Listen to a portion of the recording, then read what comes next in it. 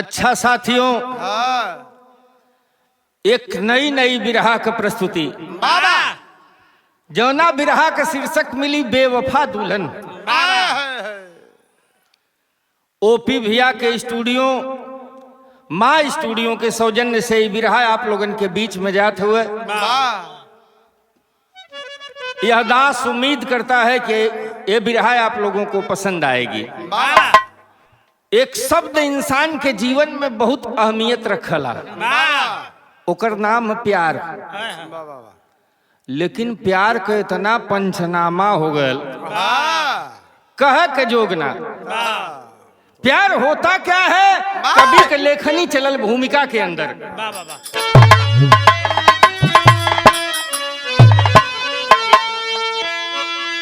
प्यार में है कहीं पर खुशी का समंदर,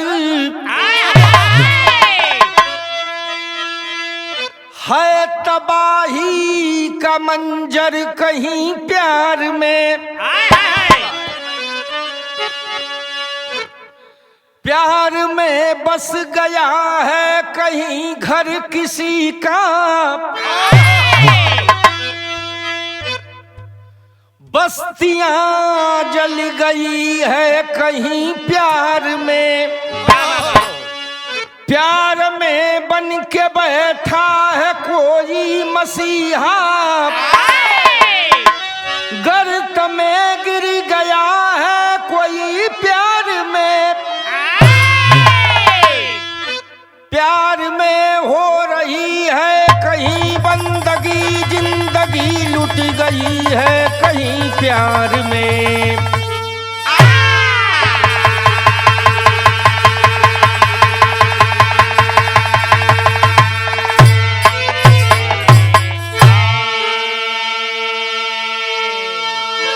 ये प्यार ऐसा चीज होला किरित भैया, अच्छे अच्छे डगमगा जाने, लेकिन अगर सही जगह पर हो तब तो ठीक हो। अगर कहीं गलत जगह कह लेला तो जिंदगी चौपट हो जाई, अमन कौनो दूर आए ना है। बिरहा में के कव्वाली के टुकड़ा लगल। कव्वाली कौन बा?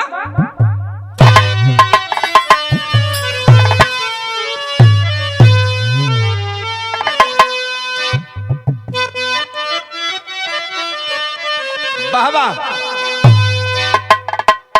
हुसैन तुझको,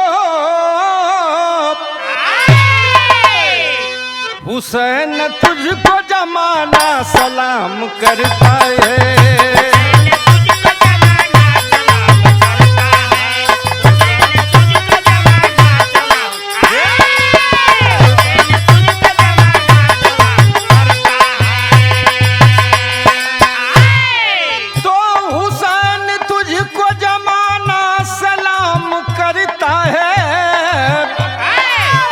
तेरे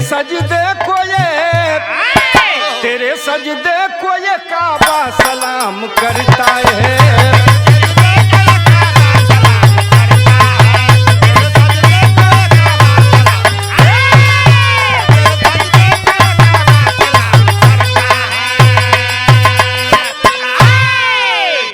इत कव्वाली रहले, लेकिन बड़ी ऊंची लाइन लिखे के पड़ल का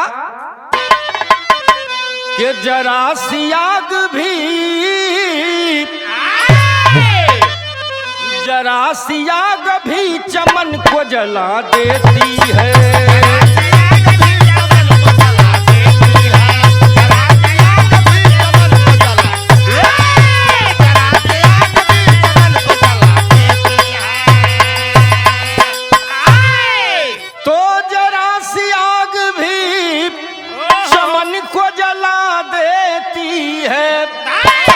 तो जरा सी भूल भी, जरा सी भूल भी जीवन को जला देती है।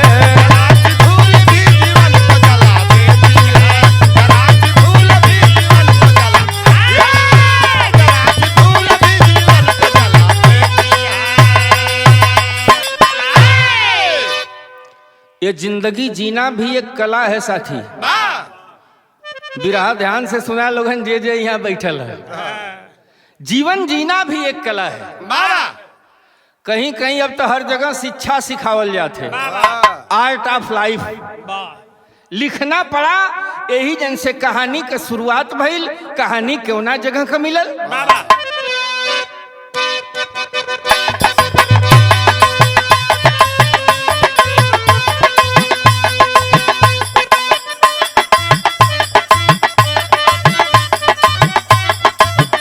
क्या बात है। प्रांत उत्तर प्रदेश जिला फैजाबाद सही। प्रांत उत्तर प्रदेश जिला फैजाबाद सही। प्यार में हो गई है जिंदगी बर्बाद सही।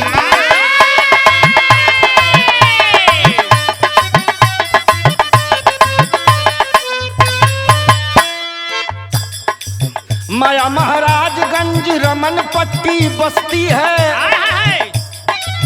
माया महाराजगंज रमन पट्टी बस्ती है। इश्क में डूब गई जिंदगी की कश्ती है।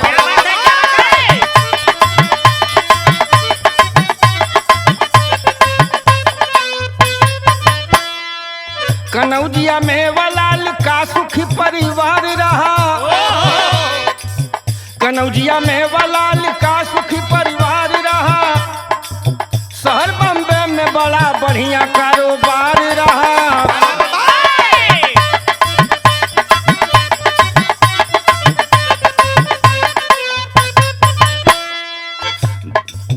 दो बेटे दिलीप और सुनील नाम रहा। बड़े ही ढंग से गृहस्थी का हर काम रहा।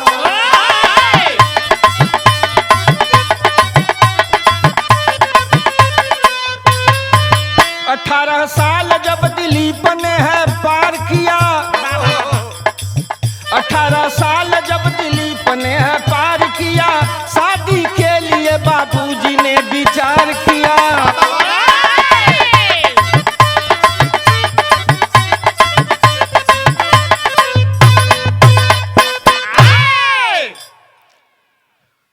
फैजाबाद जे भी साथी गए हुई हैं मया बाजार पड़ेले।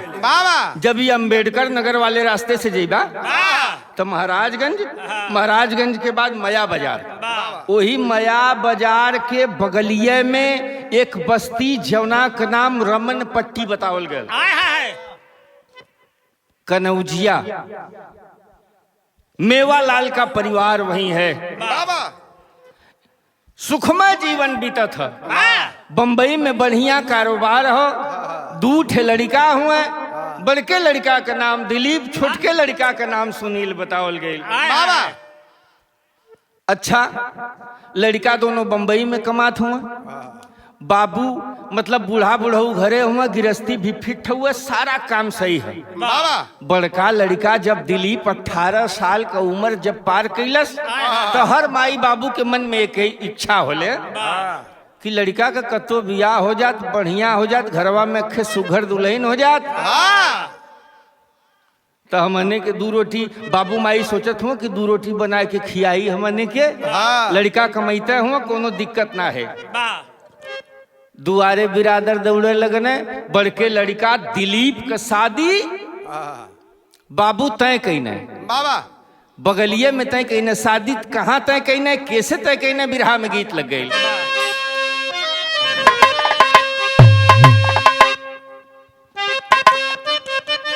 क्या बात है। गीत बड़ी मिजाजी है बाबू। नई नई गीत। ये कौनो गाँव है का लड़की बगलिए के गांव के लड़का से फंस गई रहे। अब वो लड़की अपने सहेलिन से बतियावत है। बाबू आओ।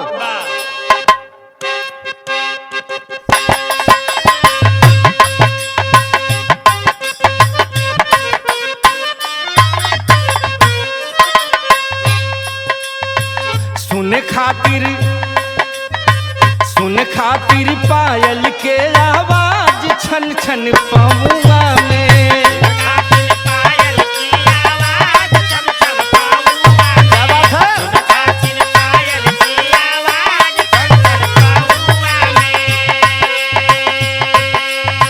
छन छन पहुआ में, छन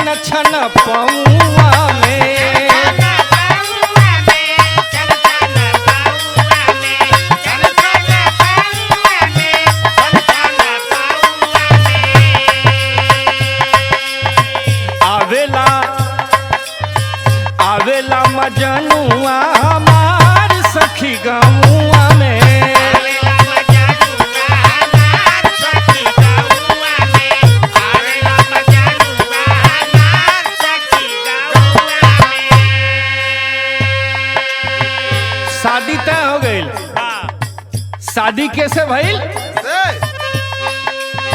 शादी भइली अइली दीपा नारी जब घरवा में,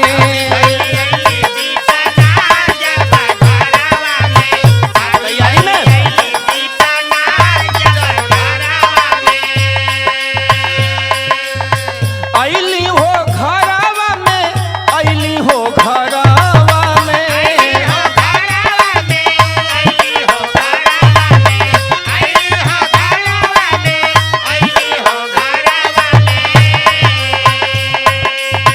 पावली सब कर दुलार हो ससुरवा में,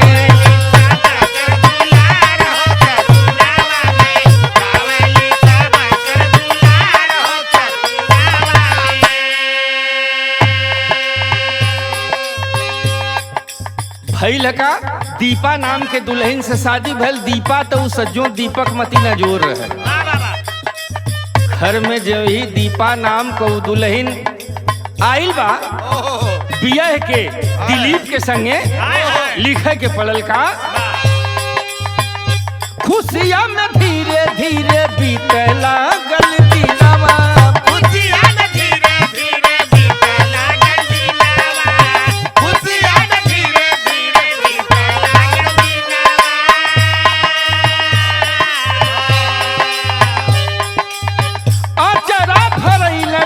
गोदी में सुगनवा,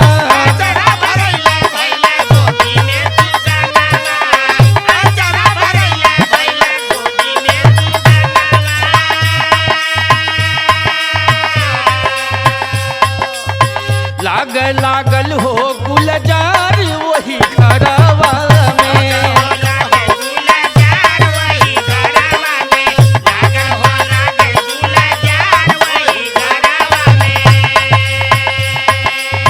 पावली सब कर दुलार हो ससुरवा में,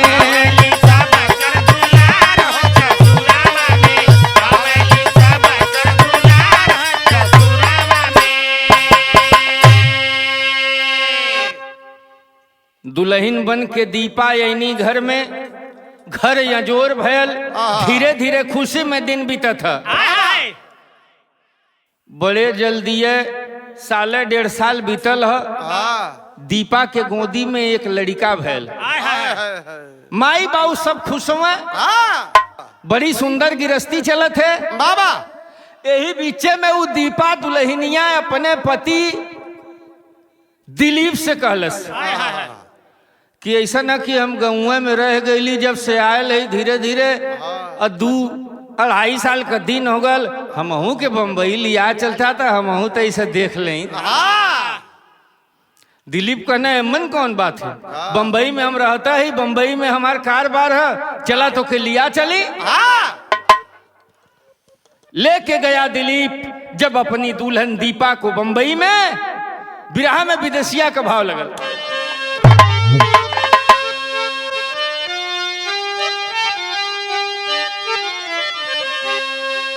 आजकल इतनी समस्या है कि अगर आदमी कुछ ना करत हुआ तब वो मेहरारू भुसुरात हैं। अगर आदमी काम करत हुआ तब वो लगे हिंदी बोले कि आप हमको समय नहीं देते हैं, आधी रात को आते हैं। अब वो बेचारा खेती अपन घर गृहस्थी देखा काम करे कि तो है समय दे। ये बड़ी विपद भइल। वो धोबिया वाली खिस्सा। दिलीप बताया गया, कहानी बताती है कुर्ला वेस्ट में उसकी 2 दुकान थी स्त्री की, बाबा प्रेस करे के दुकान। सवेरे बेचारा नहा खा चल जाए दुकानी पर, संझा के राती में 10-11 बजे ले लौटे। मेहरारू का मन भटके लगल। जब मन भटके लगल तो बिरहा में विदेशिया का भाव लगल।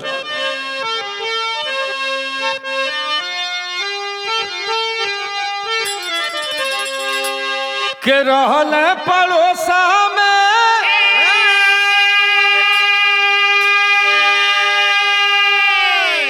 अरे प्रमोद नौजवाना हो,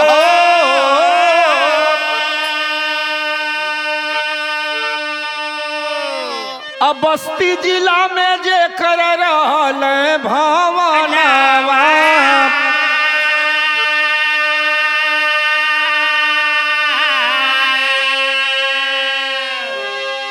बस्ती जिला का बगलिया में पड़ोसवा में प्रमोद नाम का लड़का तनी बार और झाड़ के पाउडर उडर लगा के टाइट रहा था। अब ई सोचलस कि मन से 2 दिन भर कामे पहुँचे यहरे हम अपन नमस्ते कह नहीं तो का दिक्कत है भाई लगा के गौआ में रहली जे करी सुघरी गुजरिया हो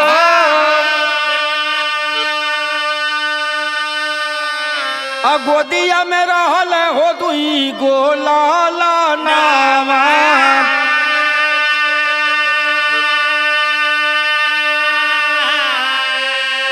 तो हई चढ़ली जवानी नहीं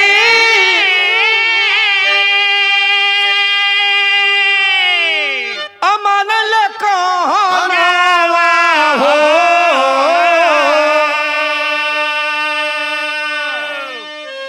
लड़ी गई दीपक प्रमोद से नया नावा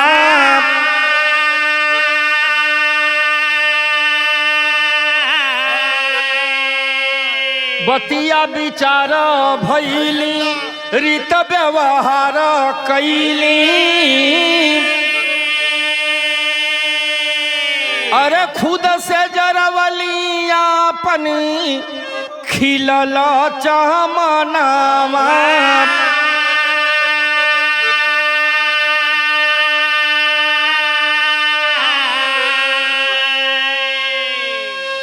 अब वो लड़का देखलस कि दीपो फिट है गांव में पहनत रहे धोती वहां जाके मन से दू बेचारा 2 सूट खरीद दिलस पियर पियर अब ही जौन बार झाड़ के एकदम घूर फिर लगौले बा धीरे धीरे नहने के नयन चार भयल अब ओके प्यार कहला चाहे जवन कहला ये आप लोगन के ऊपर निर्भर हो वैसे हमरे समझ से ही प्यार ना हो ये बेवकूफी है ओके वासना कहला हवस कहला जवन मन हो तवन कहला लिखना पड़ा बिरहा में गीत लगल बाबू भाई लका कहानी आगे बढ़ल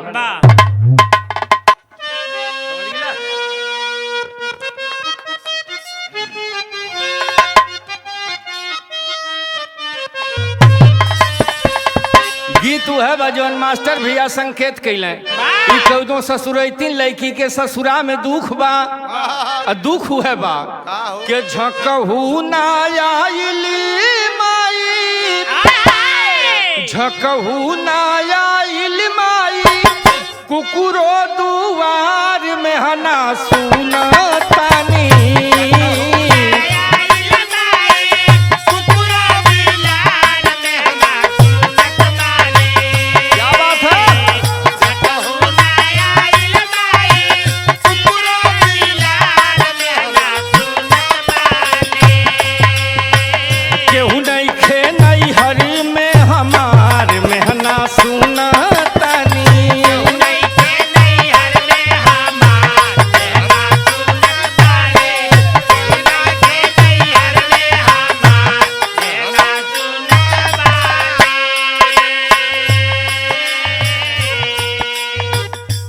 तर्ज रहा लेकिन बिरहा में कवि जी लिखल है चढ़ली जवानी गोरी कैली नादानी हो फूलाई गईली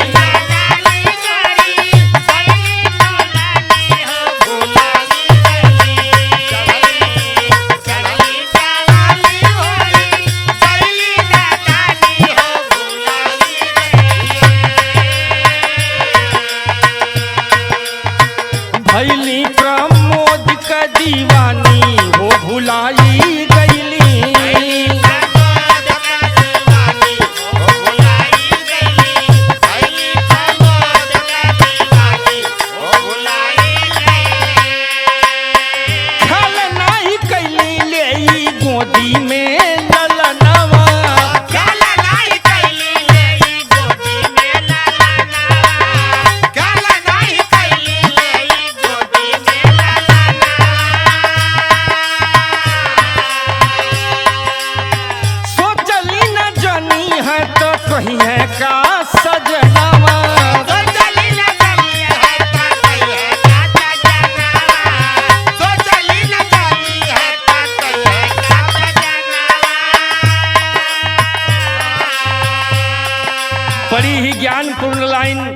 कवि जी लिखते हैं कि औरत जब एक गलती करती है तो वह अकेली नहीं होती है। लिखना पड़ा क्या?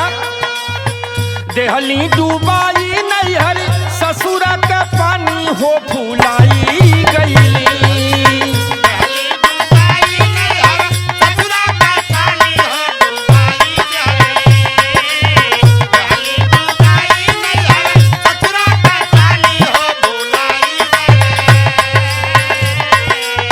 दिन रात करे मनमानी हो फुलाई गईली।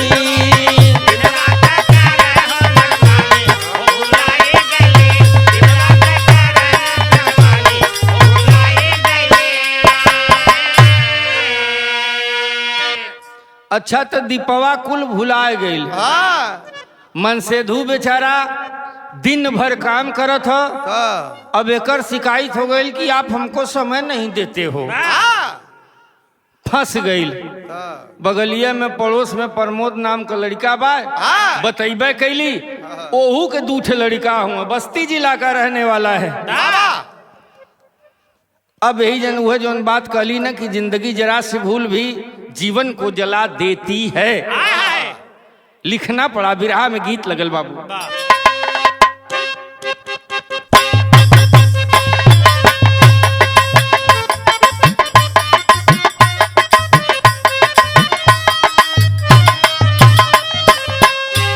आय हाय बड़ी मिजाजी गीत बा कि सेज चढ़ते डर लागे मोरी गोइया।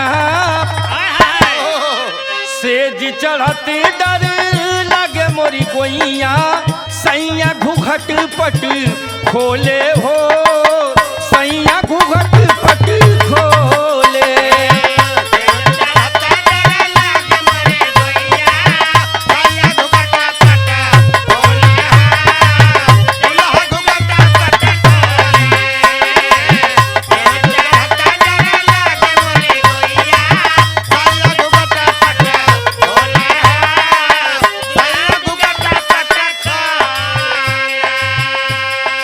चोरी हत्या पाप छुपा वाली चीज तो है ना।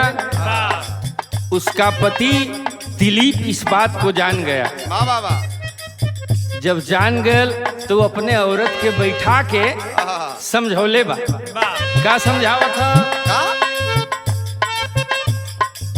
लागल बजहिया दिलीप के खबरिया। दीपा से कहाँ समझाई हो, दीपा से कहाँ समझाई।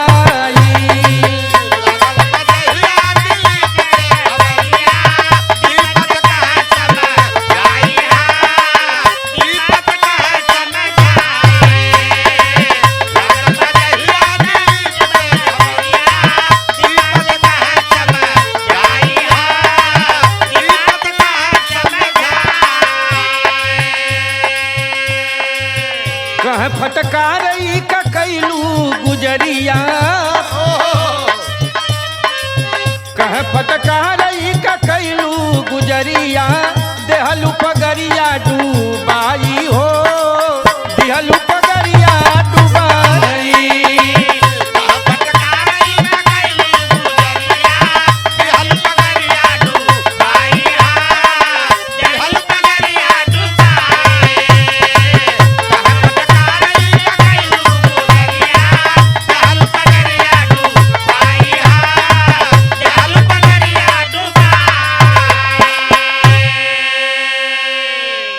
जानकारी मिली जब दिलीप को अपने दुल्हन दीपा के समझावत हुआ कि पागल तुझे कमी क्या थी। रुपया है, पैसा है, धन है, दौलत है, हमारा प्यार है, तुमने ऐसा कदम क्यों उठाया? क्या कमी थी तुम्हें? लेकिन प्रेम में पागल जब आदमी पागल हो जाना ना, खिस्सा कहले जवानी के गाड़ी में ब्रेक ना होला। अब उल्टा सोचत है कि देखा ये लगने हमके बतावे। कहे से कि प्यार परवान पर चढ़ल हो, पागलपन दिमाग पर आखिरी सीमा पर हो। बिरहा में तेरी के भाव लगल।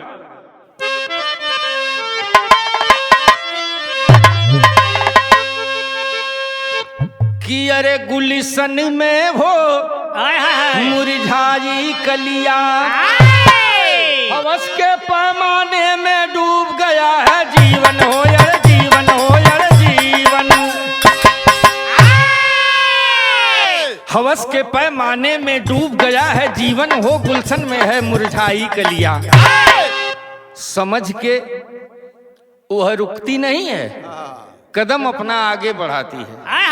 बिरहा में पहपट के भाव लगल। करती क्या है वह दीपा नाम की लड़की,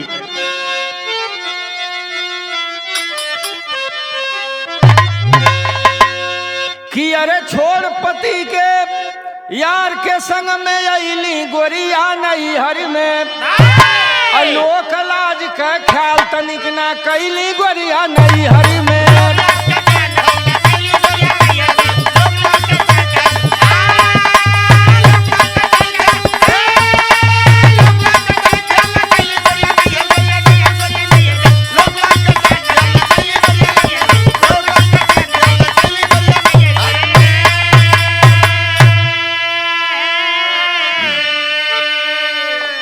सरायरा से गांव में अली जहाँ का नैयर कि अरे सरायरा से गांव में अली देखे लोग लुगाई हो अब बाप महतारी देखे भाई भौजाई हो कि अरे हवस के बस में मर्यादा भूलैली गोरिया नई हरि में लोक लाज का तनिक ख्याल ना कैली गोरिया नई हरि में। अपने यार के लिया के तुरंत अपने नैहरे चली आई। मनसेधु के नाम बतौलस, मनसेधु कामे पह आती कहाँ है ई मन बढ़ई देखा नैहरे।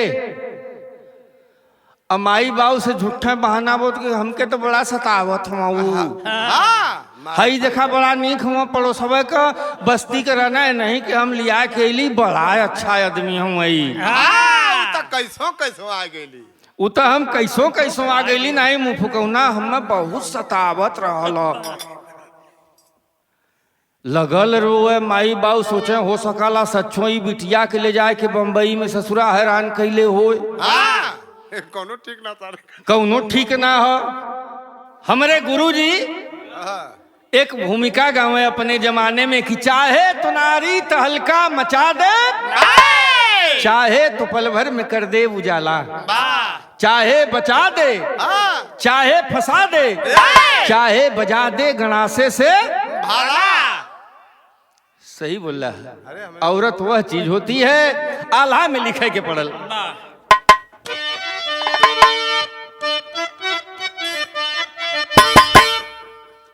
सही है कि अरे धन्य बाट नारी का हानि दुनिया में भैया।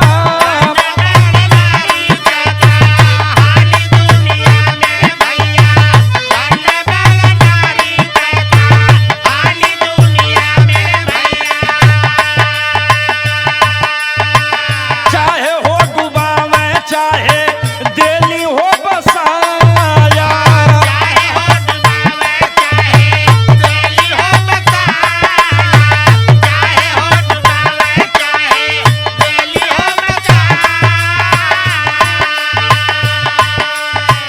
छोड़ी के प्रमोद गईले दीपा के घरवा भैया।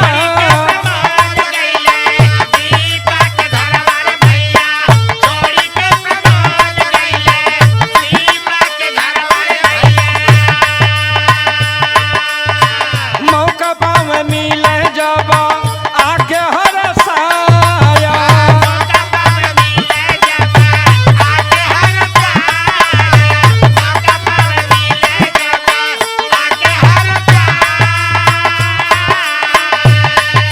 नैहरवा में छोड़ के चल गई ना अपने घरे प्रमोद। कैसे क्यों नहू का मेहरारू जूठे लइका बाड़े मौका मिले तो चलिए हमें भेंट घाट कर लें अब फिर अपन चल जाए। भैल का बम्बई से गईले जब दिल्ली पगुआ में भैया।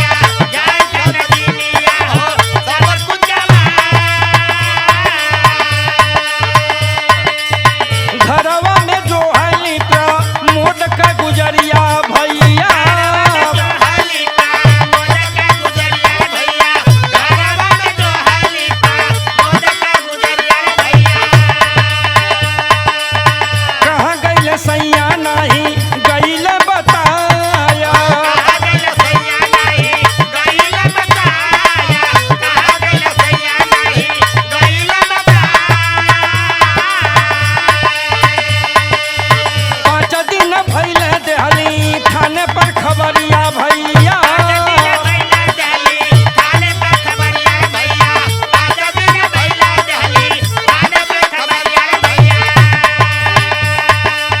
खोजत प्रशासन ले हले पतवा लगाया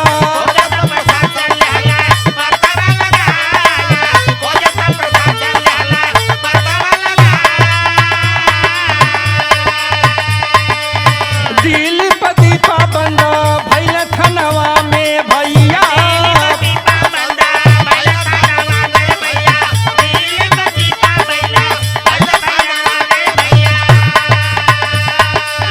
भैली कड़ाई दीपा देहली बताया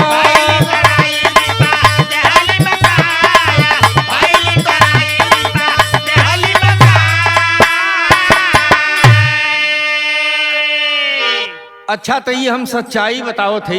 हाँ, इस कहानी के पात्र हमारे साथ रहते थे, हाँ, कोई काल्पनिक कपोल कहानी नहीं है। बाबा मैं मुंबई में रहा हूं और इस कहानी के जुड़े लोग मुझसे जुड़े थे। बाबा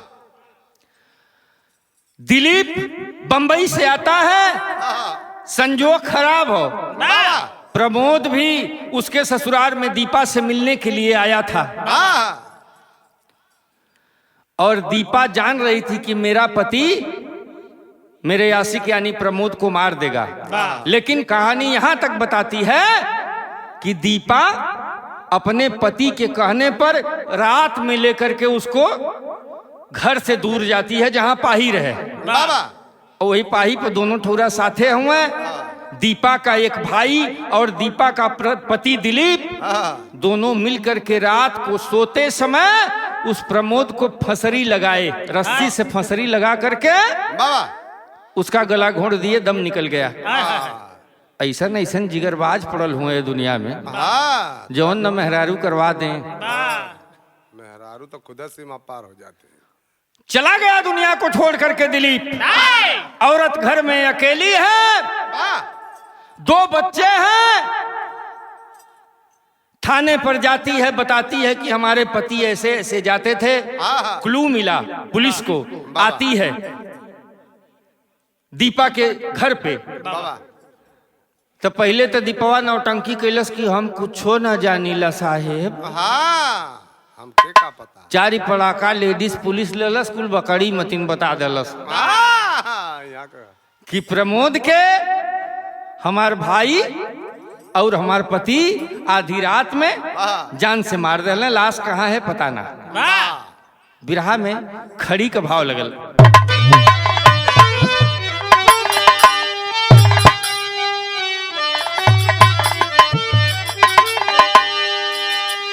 कैसे कोई भरोसा करेगा औरत पर। हाँ, लिखना पड़ा खड़ी के भाव में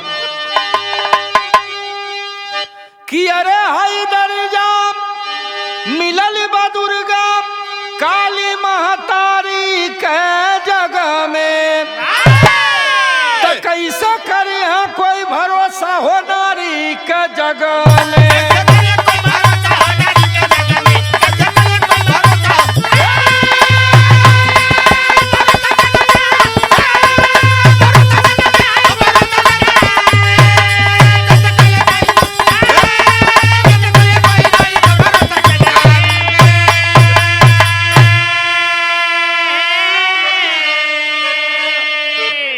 बस्ती जिला जेल में बंद भइले दोनों प्राणी, कई के नदानी हो डूबा दहली पानी।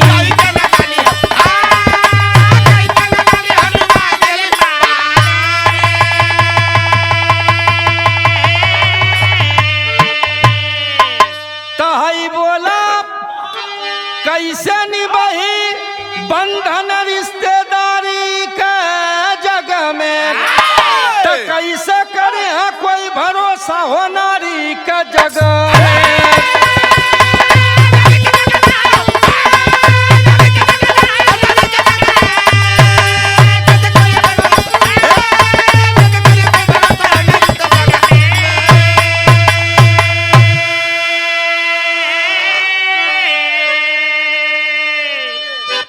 तन्नी ख मजा जिंदगी भर का सजा हो गई। ये तो लिखल हर अपराधी सोचता है कि कोई जानेगा नहीं, लिखना पड़ा कि अरे ससुरा में जाके कैसे सबके मनैबू, अनैहरा में जाई कवन मुहावा देखैबू।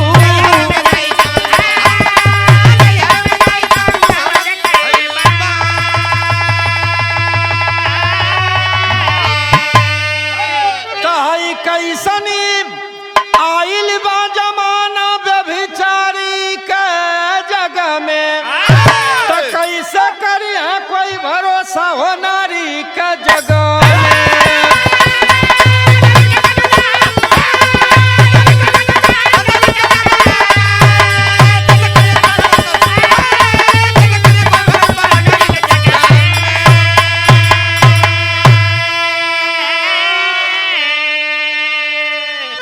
यही कहानी थी साथियों, यही जमाना है। बिरहा में छाप लगल कि अरे गुरु बिहारी गुरु रमन फिर फूला फूल गुलशनी में,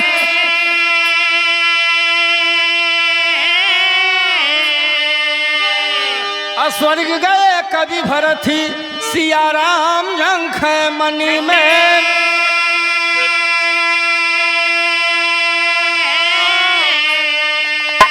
गुलशन में हो मुरझाई कलिया, अरविंद विश्वनाथ का रक्षक मैहर माई, गुलशन में हो